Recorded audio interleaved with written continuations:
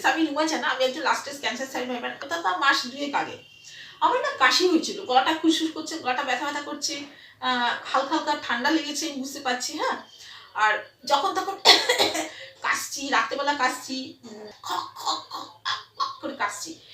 মানে আমি কি করা যায়, সর্দি কাশি হলেও ওষুধ মেডিসিন সবসময় খাওয়াটা ঠিক নয় আর কি। হ্যাঁ, আমি যেটা কাজ করি ঘরোয়া একটা কিছু করি আর কি। তখন আমি যেটা করেছিলাম সেটা হচ্ছে 7-8টা মতন, হ্যাঁ 6-7টা তুলসী পাতা নিয়ে নিয়েছিলাম। মানে এত কাশি তখন মানে টাইম নেই অন্য কিছু ভাবার। যেটা এবার একটা কথা আছে, তুলসী পাতা কিন্তু চিবাতে নেই, তো প্লিজ তুলসী পাতা চেবাবে না। 6-7টা তুলসী পাতা চট করে আমি কি করেছিলাম, নিয়ে ভালো করে ধুয়ে হাতের মধ্যে একটুখানি একটুখানি মানে একটু এরম করে নিয়েছিলাম, যেমন খৈনি করে এরম একটুখানি করে ওটাকে একটু গলা পাকালাম, ওটা মুখে নিয়ে ওটা একটু ছোট দুটো খণ্ড, মানে দুটো ছোট্ট ছোট্ট বড়ি করো, নাহলে আবার গলায় আটকা যাওয়ার চান্স হতে পারে। ছোট ছোট 2-3টে বড়ি মতো করে নাও।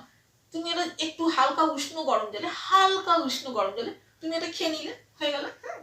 ছিটে ছিটে, বা তুমি ছিঁড়ে ছিঁড়েও খেতে পারো, তোমার সুবিধা অনুযায়ী। দেখো বাবা, গলায় ফলে আটকে গেলে কিন্তু আমাকে এবার দোষ দিও না যে ম্যাডাম বা আন্টি এরকম তুমি বলেছিলে। তুমি তোমার ওর কথা চিবাবে না, যেভাবে গিলতে সুবিধা হয় তুমি সেভাবে ওটাকে তুমি হালকা উষ্ণ জল, বা দরকার নেই উষ্ণ জল বাবা, আবার জল গরম করো, অনেক ঝামেলা, অত টাইমও কারোর কাছে নেই, এমনি নর্মাল জলেই তুমি খেয়ে নিও, অল্প জলে আর কি, 1 গ্লাস জল খাওয়ার দরকার নেই। এরপর আমি কি করছিলাম, খাঁটি, শোনো একটা কথা, কিছুদিন আগে আমাদের, কিছুদিন মানে মাস 2-3 আগের কথা বলছি, একজন মধু বলে না, খাঁটি মধু নিয়ে যাচ্ছিল, একদম চাক ভাঙা মধু। আমি দেখলাম তার মধ্যে মৌমাছিগুলো আছে, চাক আছে, আর কি ঘন ঠিক, আমি বুঝেছিলাম ওটা খাঁটি মধু, বুঝেছিলাম আর কি, আরো অন্যান্য কিছু ব্যাপার, সেই গল্পে আর যাচ্ছি না। তো সেই খাঁটি মধু আমার কাছে 1 কিলো কিনেছিলাম, একটু সস্তায় চিপ রেটে পেয়েছিলাম। সেই খাঁটি মধু আমি 1 চামচ নিয়েছিলাম, ঠিক আছে, আর কি কষ, কি দারুণ খেতে। আর অল্প করে ছোট্ট ছোট্ট 4-5 টুকরো আদা নিয়েছিলাম, বেশি না, কিন্তু বেশি আদা খেলে কিন্তু শরীর কষে যায়, প্রবলেম আছে। অল্প একটুখানি আদা নিয়েছিলাম, আদাটা কাঁচকাচ করে চিবিয়ে খেয়ে নিয়েছি, তারপরে মধুটা একটা প্লেটের মধ্যে ঢেলে 1 চামচ সরি চেটে চেটে চেটে খেয়েছি, আর আদা কুচিটা একটু অল্প অল্প করে চিবিয়ে খেয়েছি। একসঙ্গে আদা যদি তুমি অল্প একটুখানি চিবিয়ে যদি খেতে যাও, তাহলে কিন্তু ঝাঁঝ বা কষ্ট হতে পারে।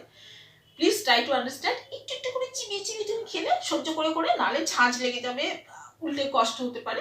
বা তুমি রস করেও ওটা তুমি মধুর সঙ্গে মিশিয়ে খেতে পারো।